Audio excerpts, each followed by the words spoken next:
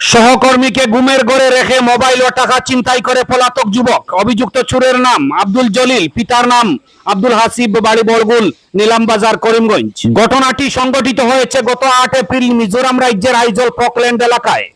আলী হোসেন অভিযোগে জানিয়েছেন, কর্মসূত্রে তারা 4-5 জন যুবক একসাথে আইজলে একটি বাড়াটে ঘরে থাকেন। অভিযুক্ত আব্দুল জলিল রাজমিস্ত্রির সহযোগী হিসাবে 20-25 দিন থেকে তাদের সঙ্গে কাজ করে এবং একই ঘরে থাকে।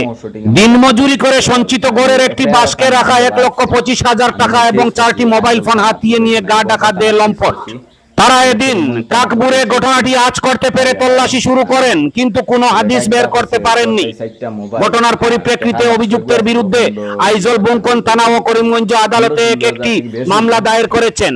পরে আলী হোসেন সংবাদ মাধ্যমে জানান, সংঘটিত ঘটনাটি অভিযুক্তের আত্মীয় স্বজনদের কাছে জানালেও তিনি কোনো সদুত্তর পাননি। বিরক্ত সুরে উল্টে তারা আরো বলেছেন, যুবকের এ ধরনের ঘটনা এই প্রথমবারের মতো নয়। আগেও সে বেঙ্গালুরু, চেন্নাই প্রভৃতি শহরে কয়েকবার একই রকম ঘটনায় লিপ্ত ছিল। ফলে আত্মীয়রাও এদিন পুলিশ প্রশাসনের সহযোগিতায় অভিযুক্তকে পাকড়াও করে বাগে আনতে আর্জি জানিয়েছেন। দেশ প্রবাসের শ্রোতা দর্শকদের উদ্দেশ্যে আলী হোসেন এই লম্পট যুবকের সন্ধান পাইয়ে দিতে একটি ফোন নাম্বার তুলে ধরে অনুরোধ জানিয়েছেন। ফোন নাম্বারটি হলো 9362790336। ধন্যবাদ। আসসালামু আলাইকুম ভাই, আমার আইজল রুমতা কিয়া একটা বালিয়া নগাম ছেলেটার বাড়ি। নামটা ফাউরি লিছি আমি, 1 সপ্তাহ রয়েছে, নামও সঠিক আমার জানা নাই। ফুয়াটার উচ্চ নাই, ও এফআইআর তার নাম দেওয়া আছে।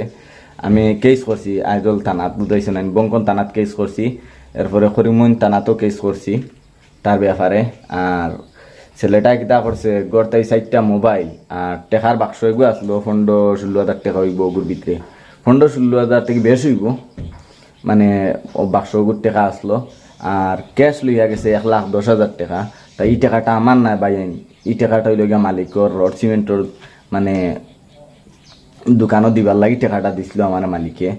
আর যেদিন টাকাটা দিছে তাও আমার হাতও দিছে না মালিককে, তার হাতও, তারে দিনে পাইছি, বুঝতে না, তারে দিনে পাইছি টাকাটা। কইছি ও টাকাটা আনিয়া গড় রাখ।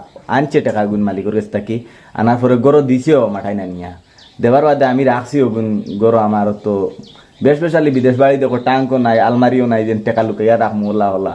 এই টেকা লগে লইয়াও তো মনে করো দেবলা গেলায় সব তো আমরা নিজের মানুষ হিসাবে তাকি। আর বুঝতেছেন, সেইলা করবো করি নিজে বিশ্বাস করছি না বা, আর অতটুকু মনেও আসলো না আমার যেন সেইলা জিও করবো।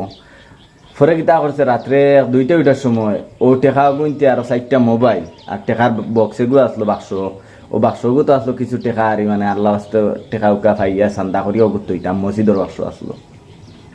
ও বাক্সটা লইয়া গেছে কি, এখন তার ব্যাপারে কেস ফেস করছি। এখন তারে জেলা ধরা যায়, আইনি ব্যবস্থা বাটে, পুলিশরা হাওলা করিয়া তারে দেওয়া যায়, ওলা একটা ব্যবস্থা করিয়া দেন দেশের যত ভাই না আসেন। আমরা দেখো ওটাল টাকা পয়সা আলা মাফর সন্তানও নাই, গরিব গরর সন্তান, টাকায় তো ইয়ে মানে বাইরা দেশ ফরর খাম করিয়া নিজের পরিবার ফুরুতা মুরুতা মা বাপ চাইয়া চিতি নিয়ার।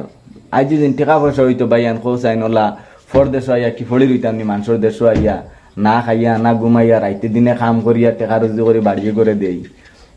আর যখন এখন মানুষে দেখো টেকা 10,000 12,000 এমন লাগান কোনটা নাই, টেকা 1,10,000 গো টেকা পাই।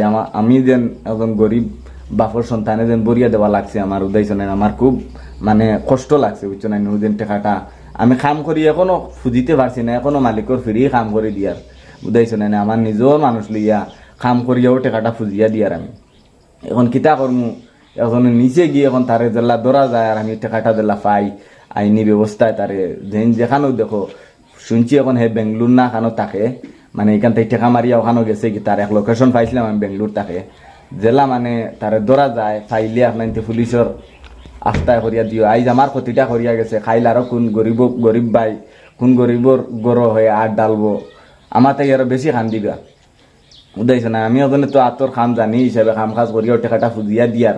আজ দিন মন তো আবু ফুজিতে পারছি না, গড়ে টাকা এই দিন হিসাব করে দেখছি 40,000 টাকা ফুজিছে, আর বাকি রয়েছে টাকা মনে করো 60-70,000 টাকাও ফুজিতাম তার খাম করিয়া।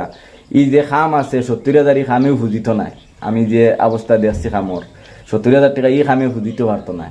তার অন্য কোনটা থাকলেও খরা লাগবো আর এখন রুজি করি পরিবার চালানি পড়ে গেছে মুশকিল ভাই বুঝছো না যে ক্ষতিটা আমার করিয়া গেছে 4টা মোবাইল নিচে কিন্তু ইলা ক্ষতি করতো না আসলো উদাইছো না ও বিছনাটাত ঘুমাইতো মানুষটা ও বিছনাটাত আর ও ওখানে তার লগে একজন ঘুমাইতো ও বিছনাত তার লগর একজন মোবাইল নিছে আর ও বিছনাত ঘুমাইতা মেস্তরি একজন তানোরও মোবাইল একটা নিছে আর ও আমরা রান্ধিয়ে বাড়ি খাইবার জায়গা উদাইছো না আমি ও রুমও থাকি ও ওই লগে আমার বিছনা বুঝতে ও আমি ও জায়গাত থাকতাম আমার মোবাইল নিছে না কিতা জানেও নিছে না মনে করো আমার মোবাইল মানে বালিশের তলে আসলো আর ও টেকার বক্সগুলো নিছে আমার ও বাক্স থাকি হু দেখান টেকার বক্সেগু ওগুলো লাখান বক্সেগু আসলো ওগুলো ইয়া গেছে কি আর ও জায়গাত মেস্তরিও জন ঘুমাইতা তানোর একটা মোবাইল নিছে আর আমার দারোটা কি একটা মোবাইল নিছে মেস্তরির মোবাইল ও 4টা মোবাইল নিছে হে টোটাল জমাইয়া আর 1,10,000 টাকা ক্যাশ নিছে ও তারে জেলা মানে পাওয়া যায় বাইন ওলা আইনি ব্যবস্থায় তারে একটু হকলে সাহায্য সুবিধা করলে মনে করো তারও মিলবো হেও যেন মানে যাইব কি আসমান চাড়িয়াইলা কোনো ব্যাপার নাই তারে মিলবো তুকাইয়া সবে যেন আমরা একটু খেয়াল করি তারে যেন দেখি দরিয়া তারে পুলিশের হাওলায় করিয়া দিবার লাগি মানে আহ্বান জানাইমু আমি আপনাইন তোরে ওখান তা তোরা করবা আপনাইনতে আর আমরা লাই দোয়া করি আপনাইন তো লাই দোয়া রইব আসসালামু আলাইকুম